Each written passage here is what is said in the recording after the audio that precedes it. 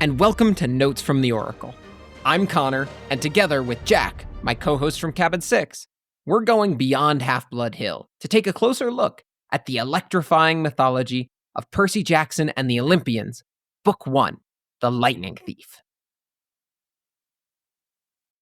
Chapter 5. I play Pinochle with a horse. Jack, welcome to the longest chapter of the book thus far. Yeah, it feels like it too. I was really excited for this chapter, and what I realized reading it is I was really excited for chapter 6, not chapter 5. Yes, yep, this definitely feels like it's a bridge chapter. And a brief aside, is it Pinnacle or Pinochle? Oh, I have no idea. I tried to look up pronunciations, and I got bored, because there's myth stuff to look up, and this was not as fun. But I did learn that Pinochle is a trick-taking game, so Gotcha. Okay. enjoy that as you will. I am going to say I'm team Pinochle. If Connor was wrong in his pronunciation, everybody support me. So, Connor, this is the longest chapter that we've read thus far. Before we get into the specifics, I want to get a brief pulse check from you. What did you think generally of this chapter? A lot of exposition. Short. There's a lot, yes. This was all the exposition. Yep. It was okay. As far as chapters go, it was okay. It's not a bad chapter. Did it knock the wind out of my sails a little bit after being really excited from last chapter?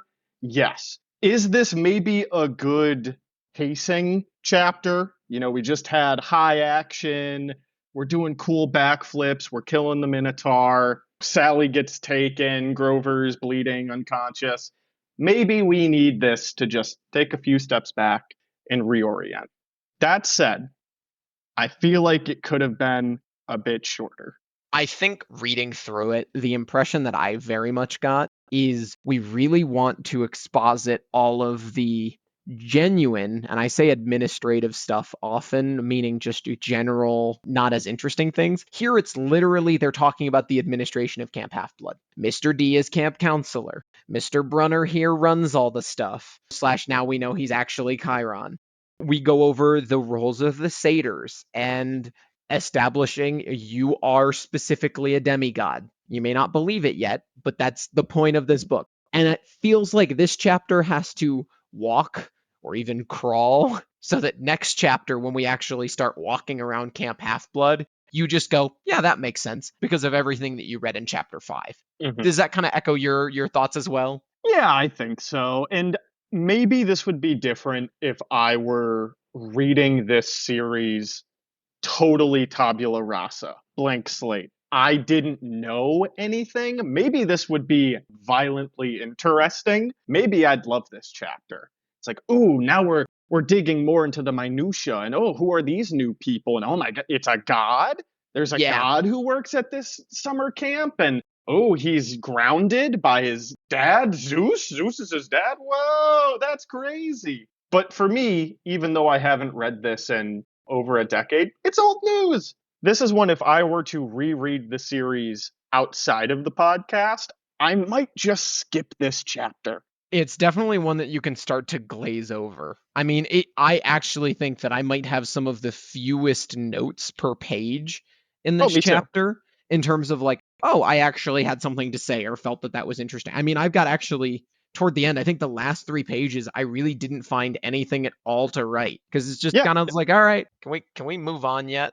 It all kind of speaks for itself. I am in the exact same boat. With that being said, though, let's now jump into some of the little bits of meat on this bone that we're able to suckle upon. First sentence, first 2 lines, I should say. I had weird dreams full of barnyard animals. Most of them wanted to kill me. The rest wanted food. Now, my thought on a representation of what that means. I would think it represents the monsters, the ones that want to kill him, those barnyard animals, the ones that want to kill Percy. Those are the Furies and the Minotaur. And then the rest that wanted food, maybe that's like Grover. Yep. Maybe Chiron. What are your thoughts on that? Well, he doesn't know that Chiron is a centaur at this point. Because reminder, he's surprised to find out at the end of the chapter when he climbs out of the wheelchair that he's not actually paralyzed from the waist down. So that's right. I actually did go into this thinking it's a dream from a demigod. I will give it its place and I will see if I can come up with things. But also, I think this might just be a 12-year-old who's had a traumatic experience and his brain is trying to process this. He was attacked by a cow and his best friend is a goat. I think that's how you get here. That's about it. Yeah, that's fair.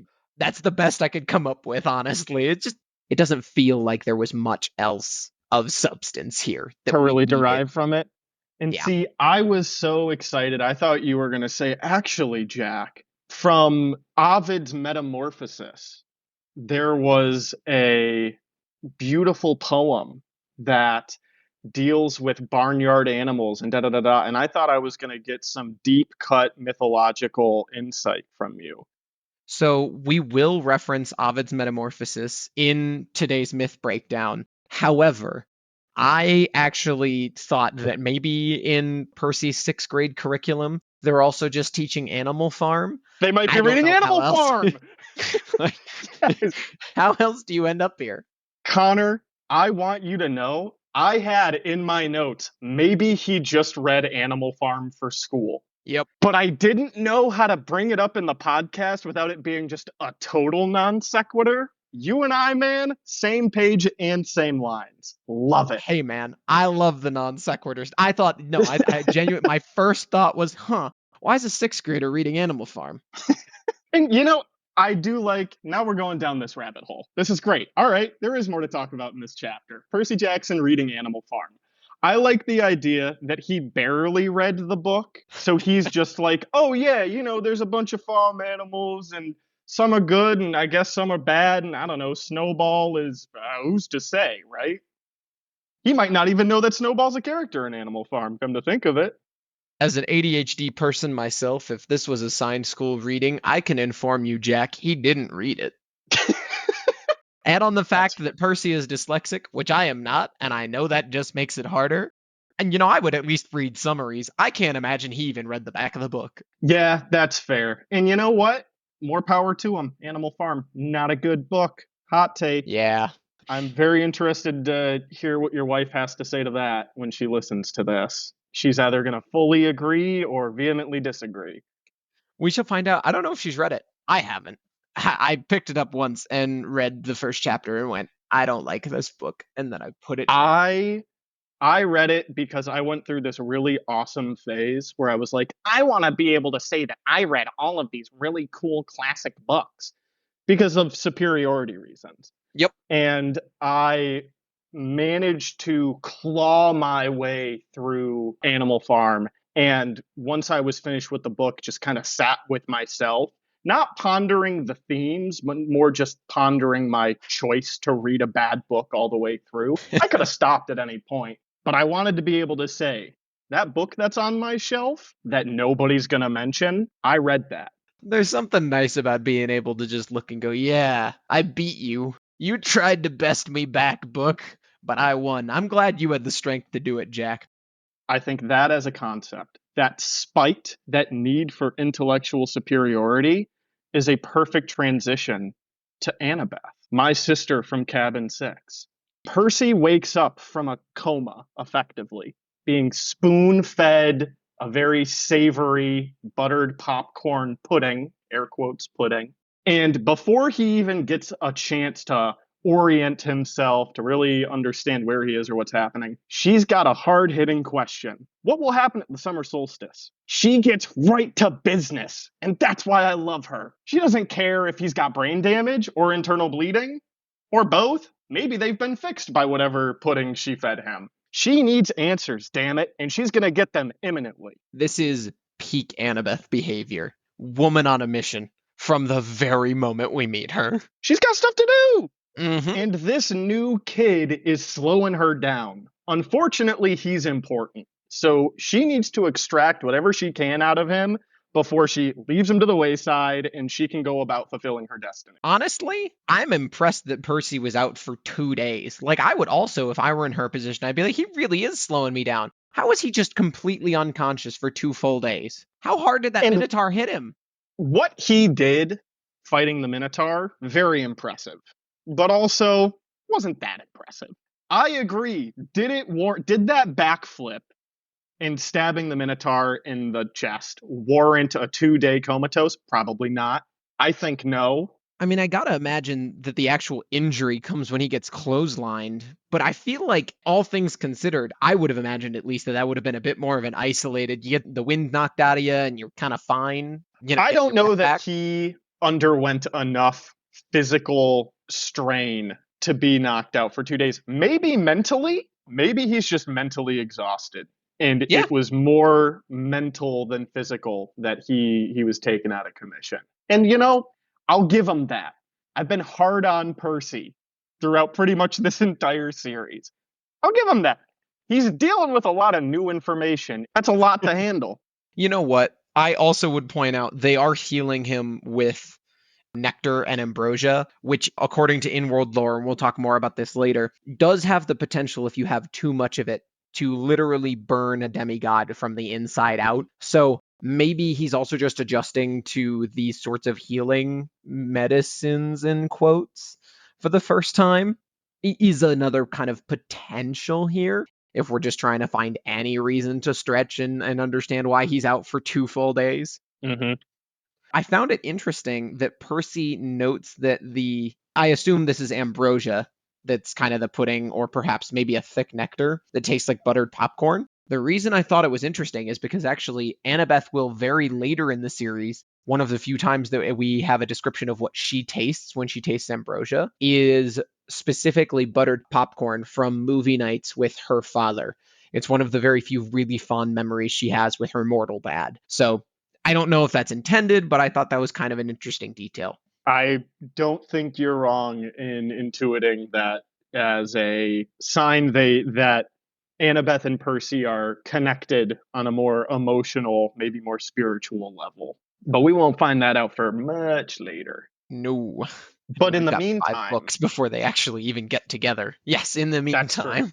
And in the meantime, we meet this other blonde individual, a husky blonde dude, like a surfer. He's standing in the corner of the bedroom, just watching with his many, many eyes. 100 of them. Now, Connor, I highlighted this because I have a feeling that this guy is going to be super important and will show up many times throughout the book. You think so? I do. Jack, you are so right. He appears a whopping 2 times in this book. So he's really breaking the threshold for important character. And when you say 2 times, you mean like 2 times for long stretches? Like he shows up and then he's there for a couple of chapters and that counts as one time. And then there's a couple chapters where he's gone and then he I'm comes back. so glad you clarified. This one paragraph where he's described as watching Percy in his sleep, that's the first time he'll be in this book. And then we'll probably see him again in what I have to assume will be one of the very last chapters, because he helps Percy pack up his things before he goes back to school, and we don't get his name until then. This guy is Argus, and he's the head of security here at Camp Half-Blood. And since we won't see him for literally the rest of the book until the very end, I did all the research now so that we could talk about him, because he's actually kind of a fun character. I see. Well, Connor, I've got really bad news. The Oh, rest of my notes this chapter were all about how that blonde surfer dude was going to be important. I knew you had a thing for blonde surfer dudes. It's true.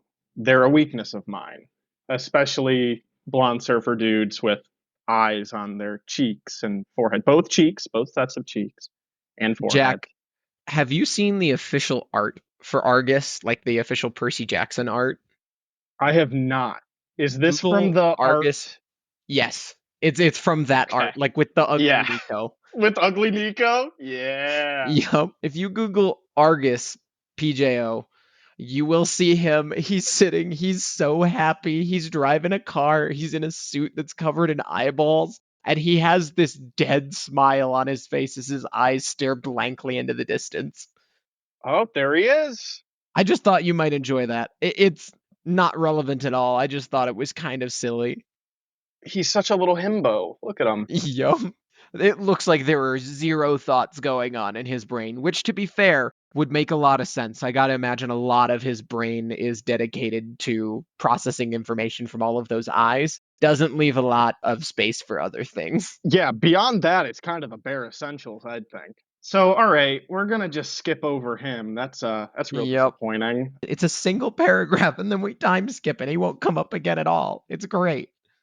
I'm gonna have to take a little bit of time to recover from that. Well, you can recover with the lovely smell of a breeze like strawberries, which is very nice. I gotta imagine, as far as places to wake up, Percy waking up in a deck chair on a huge porch, gazing across a meadow at green hills in the distance. That's beautiful. He woke up in paradise. He did. He is half step to the side of being in the Hidden Valley from Hidden Valley Ranch.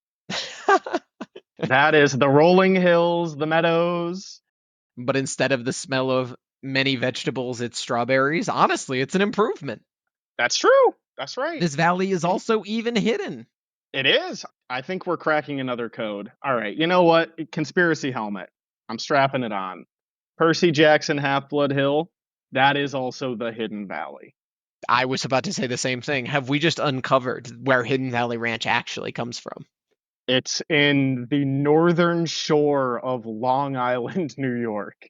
But Percy, despite this beauty, he's not feeling great. He said his mouth feels like a scorpion had been using it for a nest. His tongue was dry and nasty, and one of his teeth hurt. Indeed. This is actually exactly what I was just about to bring up, because that is the price of godly food. That is unpleasant and not fun. So Annabeth will describe next chapter, because I was curious where this quote actually came from. I figured it had to be pretty soon, because Percy is just now being acquainted with what Nectar and Ambrosia is. Annabeth will tell Percy that is ambrosia and nectar, the food and drink we were giving you to make you better. That stuff would have killed a normal kid. It would have turned your blood to fire and your bones to sand, and you'd be dead. I think that's a read from Annabeth for saying, nope, this guy's going to ask something stupid if I am not explicitly clear that he would die. I did like how extra the presentation of the nectar is, with the green straw and the paper parasol stuck through a maraschino cherry, which is just fantastic. Totally unnecessary. Who made the drink? Do we know who made it? I was trying to figure this out. Now, obviously, we have the nymphs, which whip up all of the food magically for like actual mealtime, but they're not serving nectar and ambrosia because that stuff is limited to being imported from Olympus, from the gods. It's rare, it's important. So I gotta imagine, since Grover is sitting there, I imagined Grover sitting around in the infirmary and just they have a drawer in the med bay, because that's where he is. You know, he's just outside the med bay, where they like pour the nectar, and then in a drawer next to it, they just have like little paper umbrellas. And they're just like, yeah, this will make demigods feel better when they've had their arm cut off or eaten by a monster or something. Put an umbrella in there. Even better, they don't have any of that stuff. And Grover, assuming it's Grover that did this, went out of his way to be like, I got to make this kind of fancy for Percy. I got to go the extra mile and make a mocktail for him. Where's the cherries? Honestly, I love it. I think it's so fun. I understand being a little startled by it tasting like cookies. I hate that. Actually, as a child, I found that so whimsical and cool. Connor, if I pick up a drink and it is cold and it looks like it's apple juice, and I drink it and it tastes warm like cookies, I don't care how goddamn good those cookies are, I'm gonna be pissed. Because I was sold something under a false bill of goods. Why'd they even add the ice at that point? Why? Temperature doesn't matter. Does it need to be on ice to work? I hadn't even caught the fact that it was iced and tasted like warm chocolate chip cookies. That is kind of wrong. I do have a theory as to why it's iced. Diluting it with some water might make it less likely to burn him from the inside out. So that's neat. You know what? At that point, just put some water in it. Don't do the ice cubes. Again, if I have something that is iced, I am mentally preparing for it to be cold. I am not going to enjoy it if it is instead warm Not just like lukewarm. It's a slightly above room temperature warm. No, it's like fresh baked cookies where the chocolate chips are melting. That's hot. If it makes you feel better, it startled Percy almost to the point where he dropped the well, I guess his hand was so weak he almost dropped the glass. But it does mention that he is legitimately startled by the flavor. I wouldn't just be startled. If I haven't made it abundantly clear, I'd be pissed. I'd be mad. I'd say the world's topsy-turvy, cats and dogs living together, everything's upside down, ice makes things hot. I'm done. I'm done. All right, Jack, I got an important question for you. What's that? You like Cookie Crisp? I don't know Cereal? that I've ever actually tried Cookie Crisp before, but I've had Chips Ahoy and milk. I would assume it's just the same thing. So the reason I brought up Cookie Crisp is because you know how cereal milk, it soaks up the cereal flavors? I Uh-huh. feel like if it were more akin to that, it would be okay. Now, I understand they say it specifically tastes like the cookies, but that's a point where it's like, I think a liquid tasting like a cookie is okay. By the way, you're not missing anything. Cookie Crisp is kind of underwhelming, and it doesn't actually taste like cookies, which is very disappointing. Connor, we're never going to be sponsored by Cookie Crisp now. You realize that, right? Yeah. That's revenue we just lost out on. Well, while we're here, if my favorite cereal, Cranberry Almond Crunch by Post, would like to sponsor us, I'll take it. I We would also both like a few know sample boxes. that's not actually your favorite. You're embarrassed to say what your favorite cereal is, Oh Connor. no, Grape Nuts is my second favorite cereal. Absolutely abhorrent. They Psycho. are delicious. I would be delighted if I picked up a glass of nectar and it tasted like grape nuts. Connor, I'm going to give you some advice, and it's going to save you so much money. Go to the Home Depot, go to Lowe's, go to Menards, all right? Whatever your local hardware store is. You're going to want to buy a 2x4, all right? Just a piece of wood and a saw.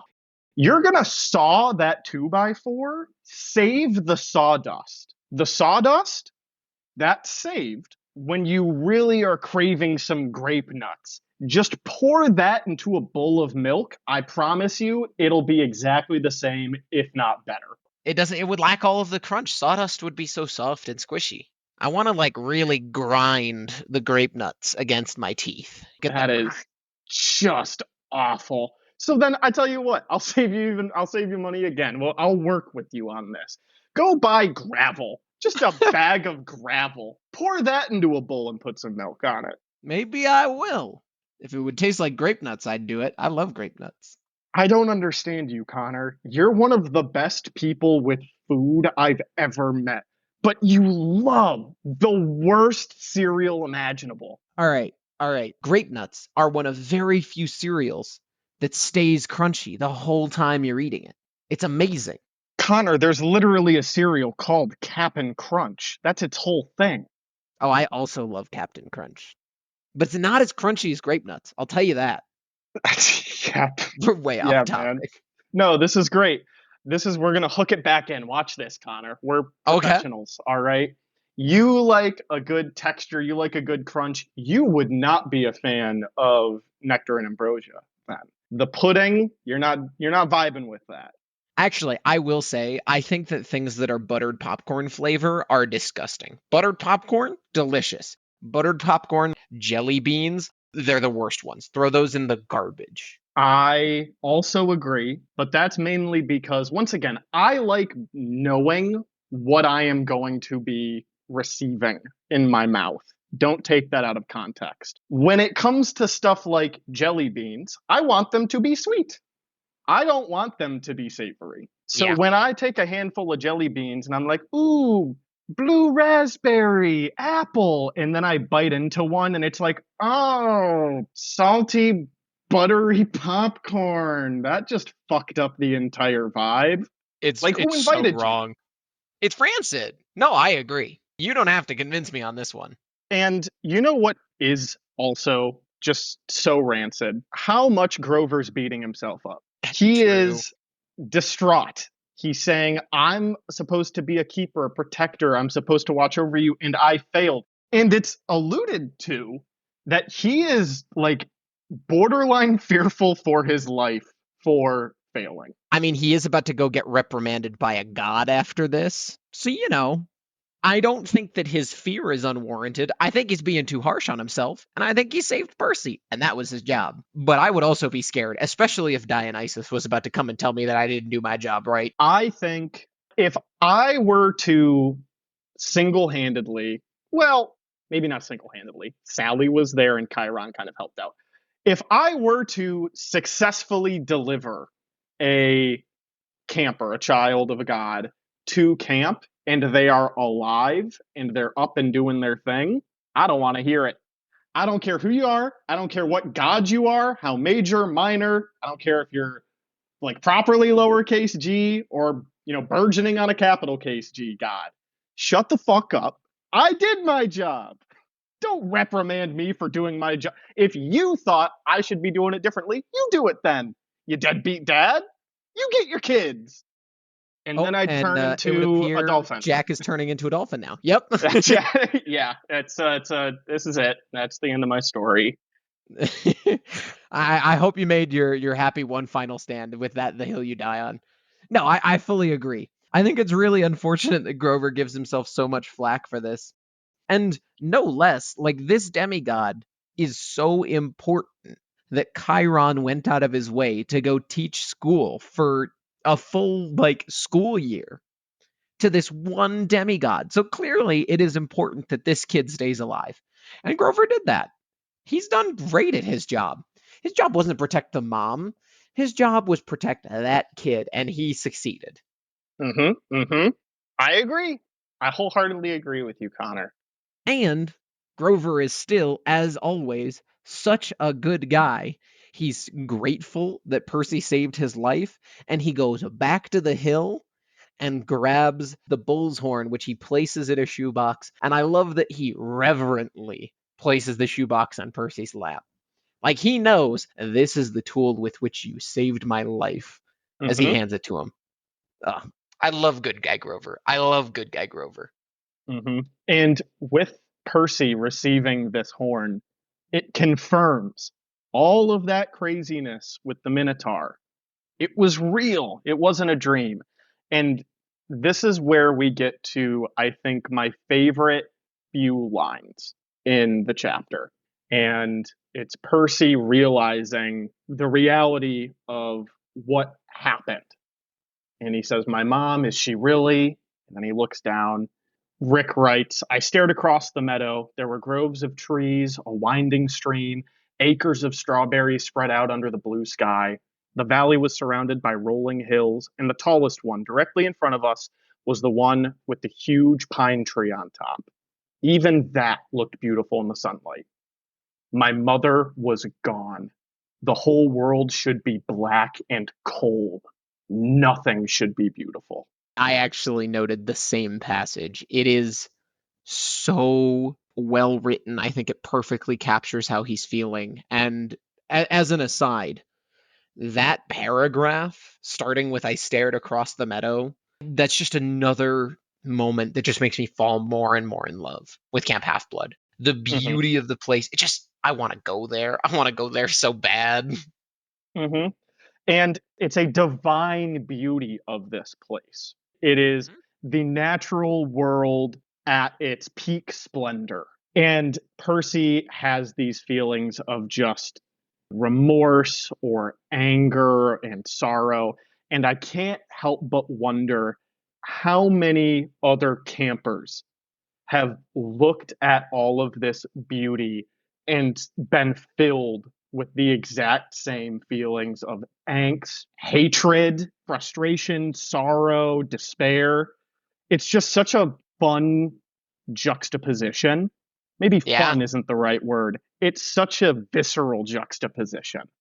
And I think the idea that all of these beautiful views becoming inexorably kind of intertwined hand in hand with disdain is very cool, right? I'm thinking of Luke, this guy who is looking at this land of the gods, effectively, and probably feels nothing but just hatred and emptiness towards it. Oh, that's such a cool visual in thought. No, actually, as the moment you started talking about that, my mind went the exact same place. And with this absolutely being the same view, and especially the way they talk about, in particular, the beauty of the giant tree, I think there's an interesting parallel between Percy looking back, seeing that tree, recognizing that place on the hill as where he fought the Minotaur, and that being part of what helps him come to this realization that I was there last night. That was real. And thinking that Luke, at one point, made it over the hill. Thalia gets turned into a tree by Zeus, her life spared, fighting monsters, probably also turned around, saw the beauty of this place, and looked at that exact same beautiful pine tree sitting on the hill, picturesque, and thought something to the extent of the gods will pay for this. It goes so hard. It's so It cool. does. The thing that I do like, though, is you do get that juxtaposition of Luke looks at that hill and thinks, I will kill the gods for what they have done. And I think Percy looks at that and he only thinks about his mother, and he will continue to look at that as going, I can fix it instead of I will make them pay. His mind is on reparations, not vengeance. And I think that is what sets Percy apart from a character like Luke. Mhm. It's that little bit of optimism that will carry and push him through everything, through all the novels. Yeah, I think that makes Luke a very good foil for Percy, right? And Absolutely. not to say that Luke didn't suffer. Like, we will come to see that guy, he went through it arguably more than Percy. Like, especially if we're looking at like age-wise, like Luke was going through a lot worse than Percy went through with Smelly Gabe. Oh, yeah. And actually, I would add on top of that, a big important thing is, yes, Percy has to deal with Smelly Gabe, but Sally is always there. Percy can always Right. depend on Sally as this force of goodness in his life. And we know Luke's mother goes insane. And all of the things that Percy has in terms of frustration with his dad, whether Poseidon or his, at this time, stepdad Gabe, he can kind of push aside because he's at least got the one good parent and he can kind of excuse it, and his mom can explain things to him. Whereas Luke is claimed by Hermes and then he just never talks to him. And you don't find Mhm. out, for ages that the whole reason is because Hermes knows the whole time what Luke's fate is. That's revealed at the very end of everything, that Hermes has always known and kept his distance from Luke because he had to go on that journey to save all of Olympus. And if he had intervened, then Olympus falls. Mhm. Luke's character is a variation of Percy if Percy didn't have that very integral and important point of support from Sally. If Percy didn't have Sally and all he could do was just fester and seethe. And, as we'll come to find, Percy is really more of an exception to the rule than the actual rule. Unfortunately, Luke is much more of the kind of prototypical archetype of what demigods have to go through and suffer with. Yeah.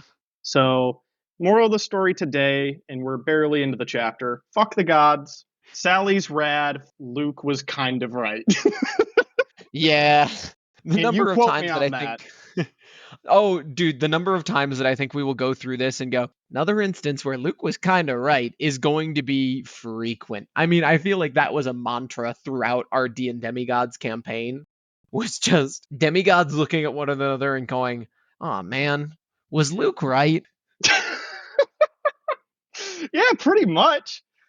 Or it's just like looking at each other and even a sense of camaraderie of like, well, I guess we're suffering together, but like, why aren't you suffering as much as me? Yeah. Like, why am I forsaken? Even within the same cabins, Mhm. Like, why are you the favorite? Why are you getting special treatment from the same parent? Like, what am I doing wrong? What are you doing right? And Yeah. it builds resentment. Of course, there's going to be a schism. Honestly, it's kind of interesting that that all happens and we kind of have this discussion in this chapter, because it'll be all kind of poised against Mr. D / Dionysus, who in Percy Jackson lore is one of the most compassionate gods to their demigod children, actually, comparatively speaking. He has Because two he's children, here. Castor and Pollux, and he will genuinely grieve when one of them dies in the battle in book 5. And it will send him like truly down a sad little moment of depression as a god. He also only has 2 children, which means he's one of the most faithful. It's mentioned that he genuinely really loves his immortal wife, Ariadne. Told you she gets to have a good spot. So yeah, I mean, Dionysus honestly has a really interesting first showing. Before we get there, though, I do need to point out that Percy mentions when he's talking about the liquid cookies, they are his mom's homemade blue chocolate chip cookies, which again, Sally, you queen. We can move on now. And before we move on to Mr. D, I do want to just briefly talk about how camp is described. We've learned that we're likely on the North Shore of Long Island. You can see the water, it's glittering in the distance. You couldn't process. There's just so much happening. There were buildings that looked like ancient Greek architecture. So there's an open air pavilion, there's an amphitheater, there's an arena.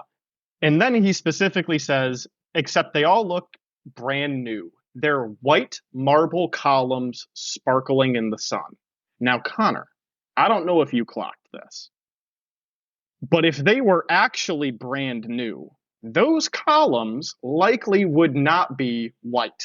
They would likely be painted all sorts of different colors. I like to imagine, in my own personal view of Camp Half-Blood, that they aren't white marble columns. If he starts to tell you that they're painted bright colors, you go, that's not very Greek. And you would be wrong, but it's like when Shakespeare uses names like Sarah and Jenny. And you're like, how do you know Jane, William Shakespeare? Right, yeah. No, it is a very small thing. It's a compromise just because, white marble columns are 100% evocative of ancient Greece. It's just a little something that stuck out to me where it's like, aha, I know something. Gotcha. It's a gotcha moment. Absolutely. I caught that as well. And I was like, I get it. I get why they do it. But on the whole, again, the description of Camp Half-Blood is like, as an adult, I want to go do a summer camp like this. I want to go stay in a cabin with a lake and the ocean and the hills and go canoeing and not horse riding. I hate horses. I should clarify, I'm very allergic to horses. You're allergic to everything. I am. The last time I was within 5 feet of a horse, I actually had my nose running like a faucet to the point where, and I apologize, this is disgusting. It was running so much, I stained the front of a shirt with just how much snot I produced because I was near a horse. That is absolutely awful. Definitely not a child of Poseidon. Definitely not a child of Poseidon. That is horribly unfortunate. And if you were the Oracle of Camp Half-Blood, it's probably a good thing that you're chilling in the cave. Away my from cave all the is horses. far from those stables. We get to see more of some of the different events and activities. There's a bunch of kids going around. They're playing volleyball with satyrs. There's archery. There are, those horses, some horses with wings, the Pegasus. Very cool. And then we get to a lodge where there's a big porch. And sitting on the porch, there are 2 men playing cards and Annabeth leaning against the porch rail next to them. Strategically placed, knowing that this is where the next big conversation is going to be. And she wants to be here for it. Percy is told by Grover, hey, this is Mr. D. He's the camp director. And that's Annabeth Chase. She's just a camper. Now, I take exception to that. Annabeth is not just a camper. That's incredibly reductive, Grover. How dare you? She's the camper. Well, the camper second only to Luke. Yep. I can't remember, actually, if she is the head of Athena Cabin at this point in time. I think she is. I don't think it's talked about this chapter. She is, because she gets to pick teams during Capture the Flag. So she is the leader of her cabin. Now, that's fair. She might also just be so pushy and assertive that she says, I am not the leader of Athena Cabin, but I'm still picking the teams because I'm going to pick correctly. Doing it anyway, which would be very Annabeth of her. Incredibly in character. And it would be very wise of her cabin members to step aside and say, we also agree. Annabeth knows what's best. Wisdom recognizes wisdom, and wisdom recognizes when that wisdom is greater than yours. Sometimes the best leaders know when to step aside. And she has correctly identified that this is going to be an important discussion about what she wants to hear. However, unfortunately for her, Chiron is just a little too wise to her tactics at this point and sends her off to go check on Percy's bunk. So I've glazed over Dionysus's original description, but I did catch that on occasion, Mr. Brunner, Chiron as Mr. Brunner, would give pop quizzes and make all of the multiple choice answers B. That's evil. Dude, It's fun. if you're stuck teaching a bunch of snot-nosed, preppy, piece of shit kids, throwing a curveball like that, I'd do it. He's a little tricky. He's a little tricky guy. I don't know that it burgeons on evil. There is another thing that is talked about in this chapter, though, that is evil. We'll get to that in a second, though. But that idea of all the answers being B in a Scantron has literally never left my mind since I read this as a child. Whenever I take a test and I'm writing, oh man, there's a lot of the same letter, one after the other.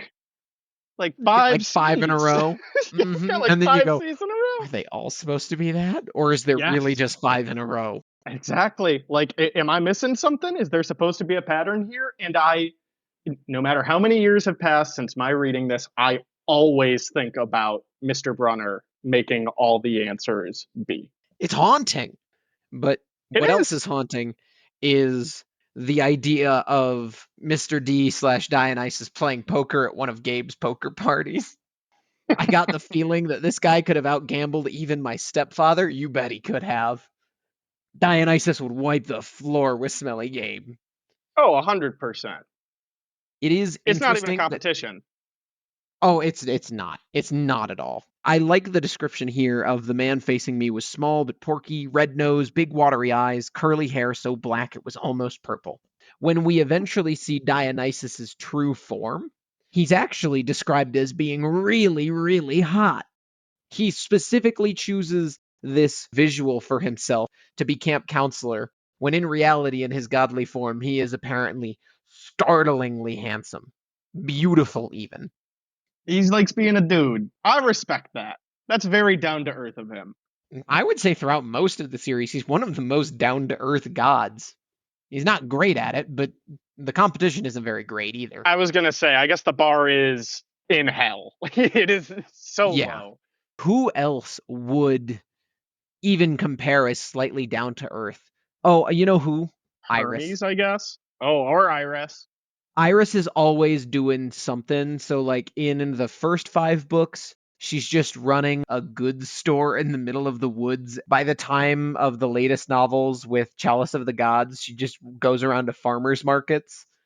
Iris definitely comes off, but she's also a minor god. I think of the Olympians, I don't think anyone honestly competes. Yeah, I mean, the only one that came to my mind was, like, Hermes. Yeah. But he's always on the go. So I guess he's a little scatterbrained. I also have vague recollection of Hestia. I don't remember what she did, but I remember she was pretty chill, right? Interesting that you bring her up this chapter. Hestia is specifically pretty chill because Hestia gives up her seat for Dionysus to be an Olympian. So there are 12 Olympians, and 7 of them are male and 5 of them are female. But originally, the ratio was meant to be perfectly split, 6-6, male to female. And when Dionysus becomes a god as a son of Zeus, Zeus says, my son Dionysus is very important for all sorts of reasons that we will get to later. We should be adding him to the Council of the Gods. Who will step down? And Hestia, as one of the oldest deities, who is goddess of the hearth and wants to make peace of the family, steps aside and allows Dionysus to take her seat. So she is specifically very chill. What a queen. I had 3 hamsters named Hestia growing up, because for some reason her character made such an impact on little Jack. The reason there were 3 hamsters named Hestia is because 2 of them died upon coming home with me. Fun fact for those of you that are getting hamsters for children. It takes a while for hamsters to acclimate to a new space. Don't let your child play with them, even if your child is very gentle. The hamster will literally have a heart attack and die. Jack, I'm so sorry. It's all right. 3rd Hestia was the coolest one anyways. And then we had her for like 4 years. She lived way too long. Oh, good for her. Good. Maybe she absorbed the life essence of the other two, you know? Maybe that was actually it. You had a vampire hamster. Yeah. Like Bunicula, but a hamster. You remember Bunicula? I never read it. I was specifically afraid of anything horror related, and that included vampire rabbits. Oh, Connor, this is how I know we're friends. Because that book also scared me. I didn't read it either.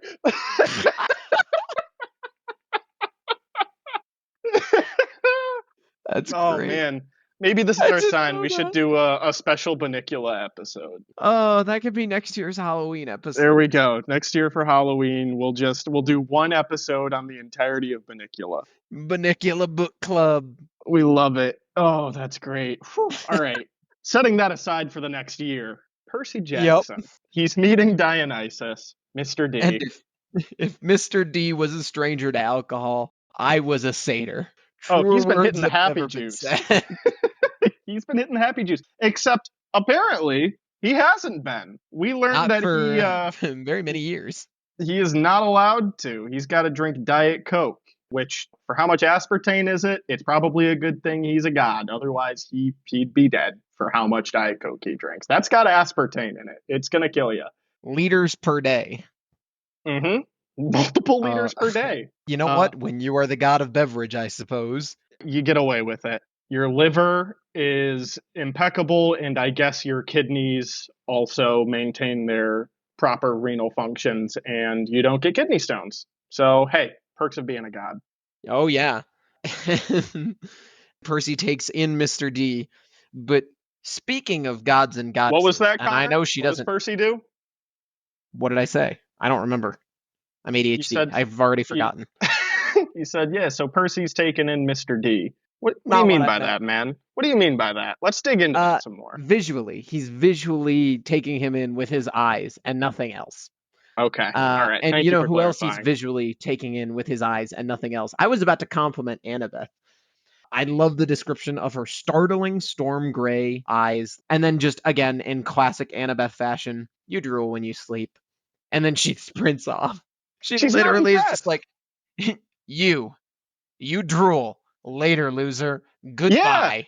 It's because she definitely knows that Percy is expecting some sort of compliment for what he did, some sort of praise, an accolade. And I'm sure she knows he's going to get it. Duh, he took down the fucking Minotaur and he doesn't even fully understand who he is. He's going to get a lot of that. She's got to make sure his head doesn't get too big. She's got to keep that ego in check preemptively. And I love that. About her. Honestly, I think it's a really good decision. Yes, wholeheartedly agree. I think she is right with most things she does. I can't think of a time where she was incorrect, at least so far. We'll have to keep an eye out for it. I can't, like, off the top of my head remember a time where she does something that I'm, like, genuinely thinking, that was dumb. Because she's Annabeth. She never does. She's Annabeth, yeah. She's got it. She's got I'll highlight it in red if I ever see Annabeth make a bad decision. We'll keep that back pocket. We'll be looking out for that. So, Jack, I'm going to ask a leading question. Okay. How many schools do you think there are in the United States? Now, when you say schools, are we including universities? We're talking K through 12. K through 12. Just public, private? K through 12. Charter? Just all K through 12 schools in the United States. I'm going to play it safe. I'm going to say there's at least one in each state. So we're going to say at least 50. You think there are 50 K through 12 schools in the entire United States? Well, you would be correct, as there are 115,000 in 2024. So as of current recording, there are 115,000 plus K through 12 schools in the United States. Why do I bring this up? Because Chiron mentions that we have satyrs at most schools. If you assume that most schools only means schools in the United States and doesn't also include schools in Canada, where Frank Zhang is from, so we know that there are absolutely demigods in Canada. Reina Al Ramirez, she's not from the continental United States. So, like, the implication that there are satyrs in most schools must extend to other countries. That means that they have 115,000 satyrs, probably minimum, working in their satyr network looking for demigods. I'm pretty sure that means that satyrs alone have a higher population than Delaware, Maine, West Virginia, Vermont, and like Wyoming. Ain't that neat? That is neat. How do you coordinate all of that? That's what I was trying to figure out. Like, obviously, they've got nature magic, and I guess they can, like, communicate via said magic. So But what? We've got that's a phones. lot of people. Here's my question. How are there not more demigods at camp? Or why do the satyrs outnumber the demigods so drastically? Let's say there's 300 to 500 campers at Camp Half-Blood. That means that there are still, like, what, 20,000 times as many satyrs? Well, Connor, I know why. We talked about it last episode, Connor. They're slanging mad dong. That's why. They're getting That's it. down. I just thought that you might get a kick out of just how many there are.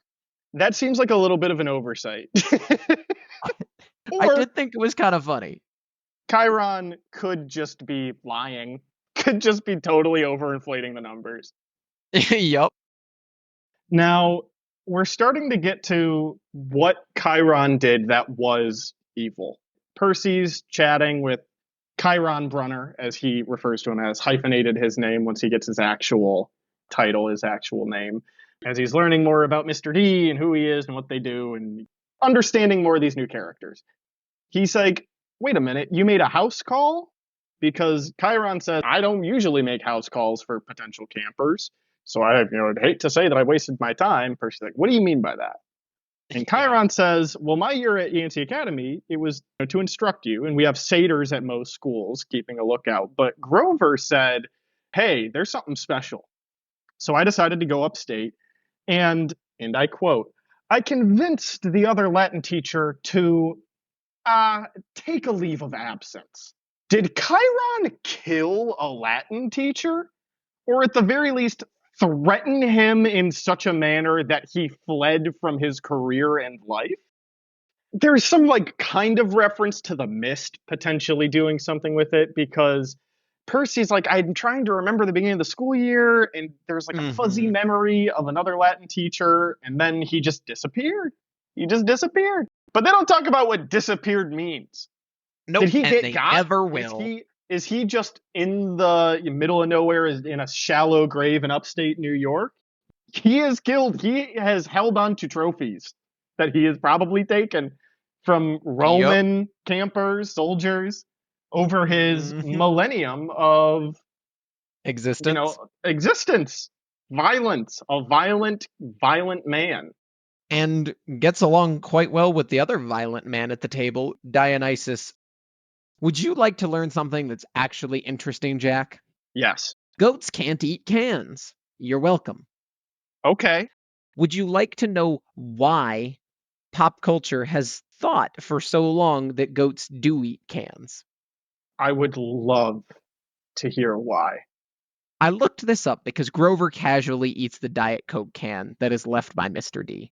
And so I was like, where does this come from? It comes from the fact that the glue on labels for cans, so if you think about like a can of soup, the glue that sticks the label to the can is apparently sweet. So goats won't eat the cans, they'll chew on them and eat the glue. So now Grover, as a satyr, just fully eats the can. And I appreciate it. This is taking a creative liberty. Rick, you do you. However, pop cans don't have labels. So that means that Grover's just chewing on metal. He's not even like getting the benefit that an straight up actual goat aluminum. would get, which would be, at least it's kind of sweet. But I also learned that this is a thing that a lot of people Google and a lot of people think is very dumb. In his very first time ever talking to Percy, and the first time he will ever address him by name, Mr. D scoffed. And tell me, Perseus Jackson, I flinched when he said my real name. This is the only time that he will call him by his full and real name, Perseus Jackson. And I found it so uncomfortable throughout this entire chapter that he actually just calls him Percy. I hate it. I kind of hate it. It's because it's only important to him right now. He's got to onboard. Actually, I did find the reason for it, if you would like to Oh, know. okay, let's It's hear it. because Ariadne, his wife, was abandoned by a child of Poseidon. So once Percy Jackson is outed as a fellow son of Poseidon, Mm. that is when Dionysus immediately dislikes him even more. So it is talked about that in Percy Jackson lore, Dionysus specifically doesn't like heroes. He thinks that they're selfish and greedy and they only cause problems. That is why he doesn't like Percy, because not only is he a child of Poseidon, he is the pinnacle of a Greek hero, which makes Dionysus so very mad. Which is funny, because Dionysus himself started as a demigod hero. Hmm. That is very cool. I did not know that at all. So he's actually just a good husband who is very defensive of his wife and therefore uses it as reasoning to verbally abuse a child. Hell yeah. Honestly, I'm team Dionysus. Let's go. Mr. D is one of the, I would say, at the very least, better gods in terms of involvement. He spends time actually being in his children's life. He cares about them. He cares about the campers, even if he doesn't show it. He's a good guy. He's a good guy.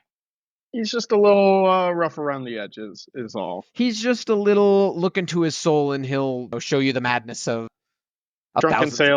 sailors and yeah, and Yep. all sorts of fun stuff. Now, I saw a Connor, kind of fire in his purplish eyes. I loved that.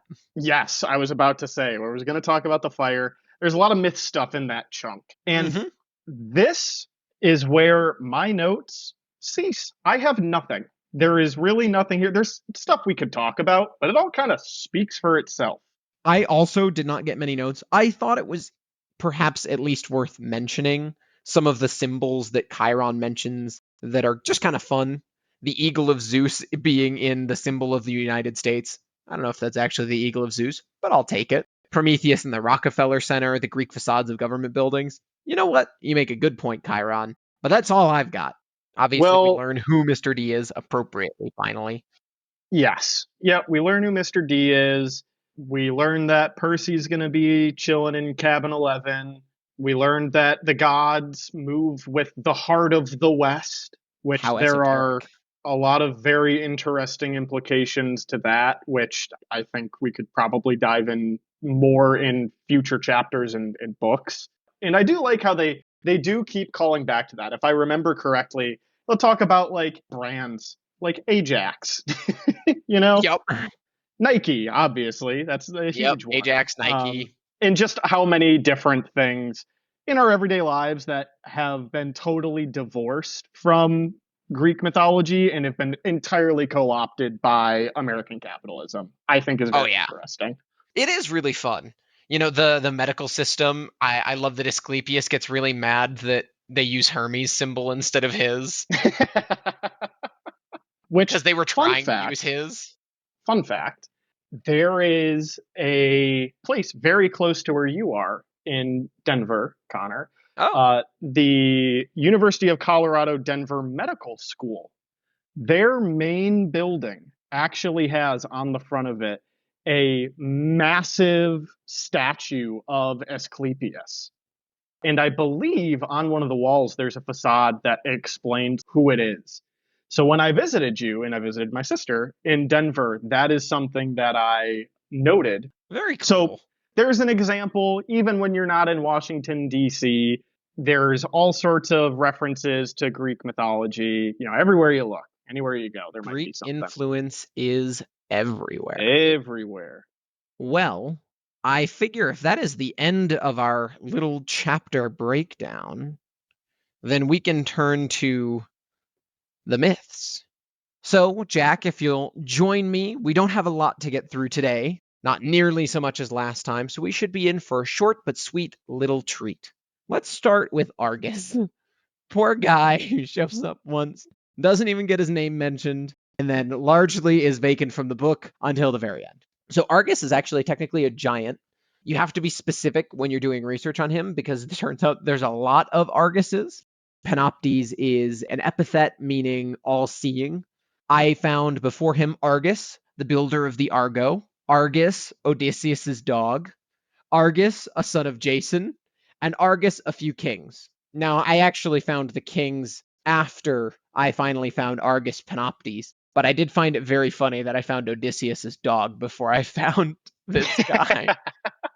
But yes, he is technically a many-eyed giant. He is, in all myths, a servant of Hera, which is also very notable within Percy Jackson lore, because nobody likes Hera in Percy Jackson lore.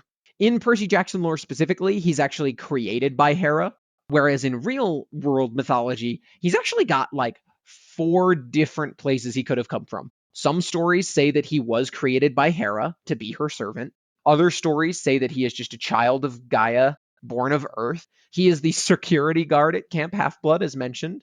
And the reason that he's the security guard comes from a myth that is referenced in a couple of different sources, but largely it comes down to an age-old tale.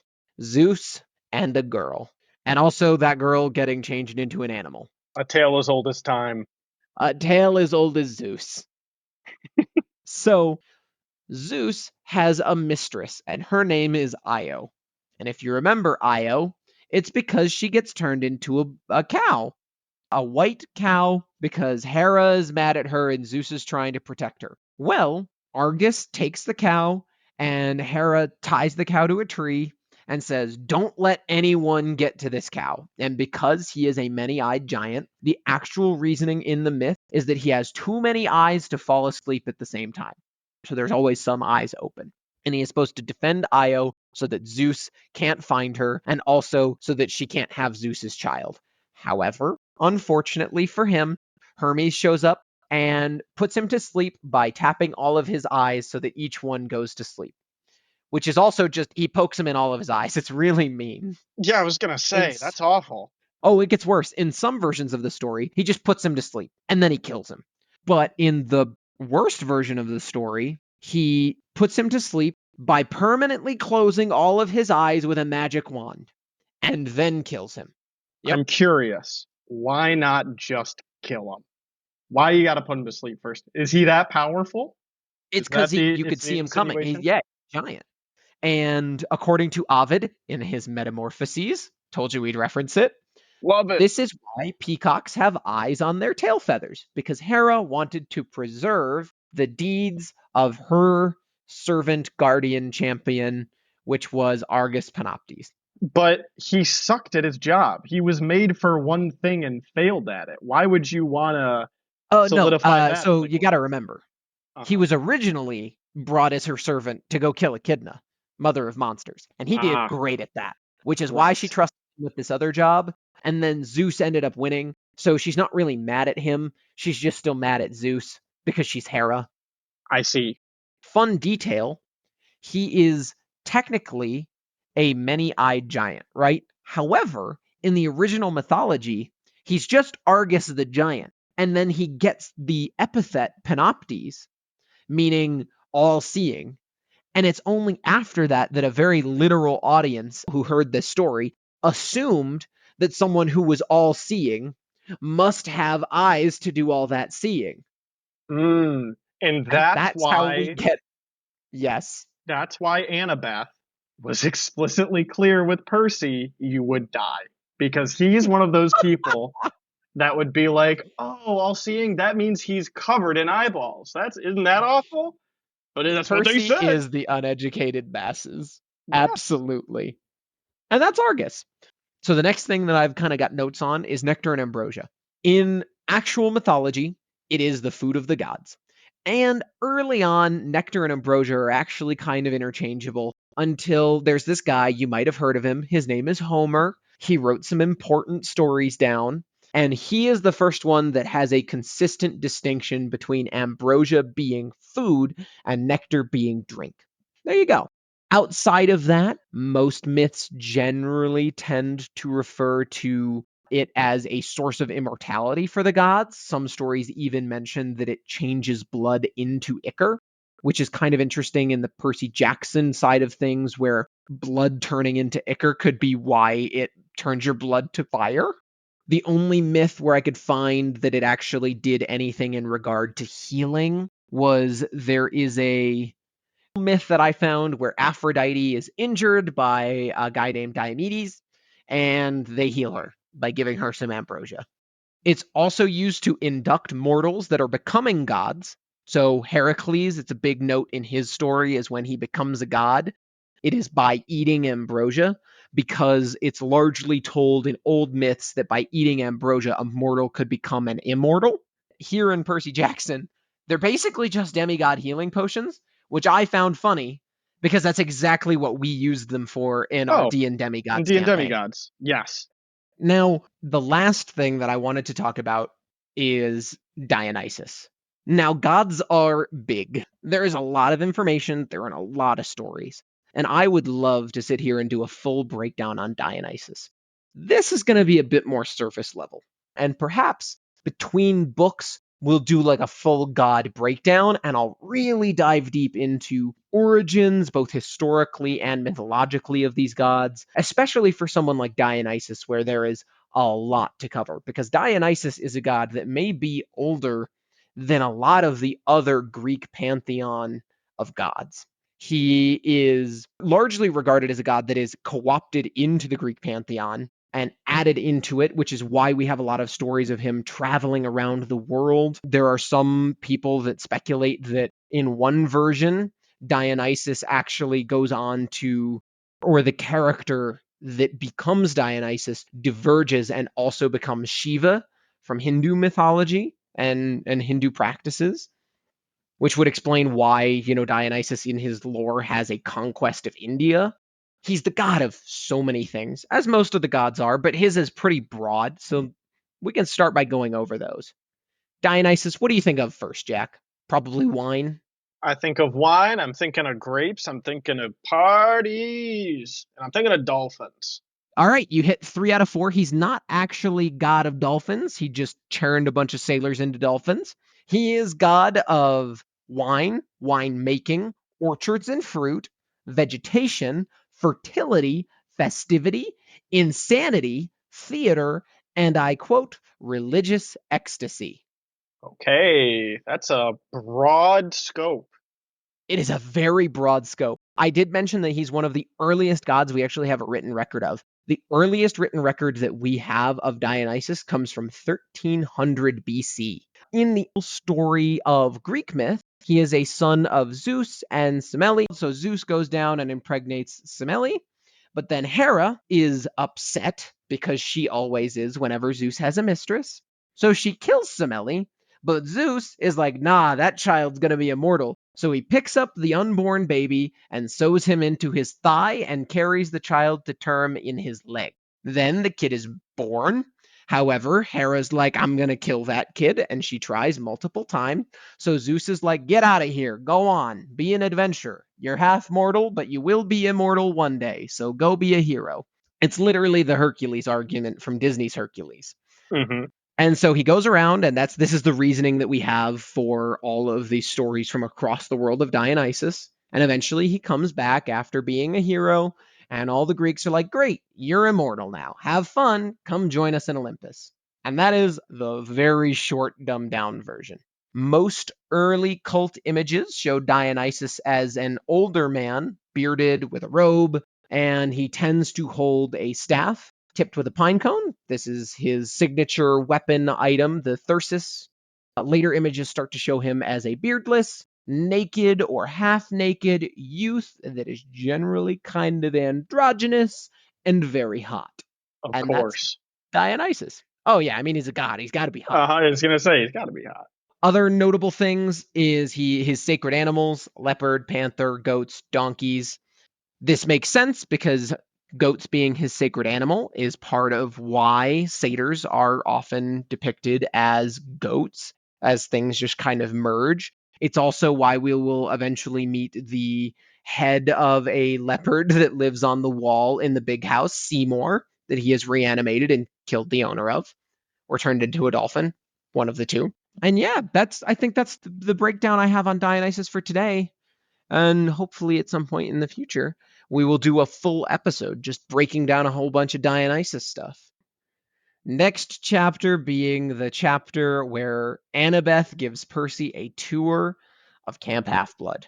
which is actually what I've been waiting for. It's gonna get good.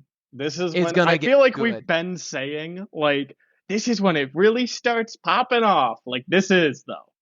Because we've got this, and then we've got what? Dinner, and then we've got Capture the Flag.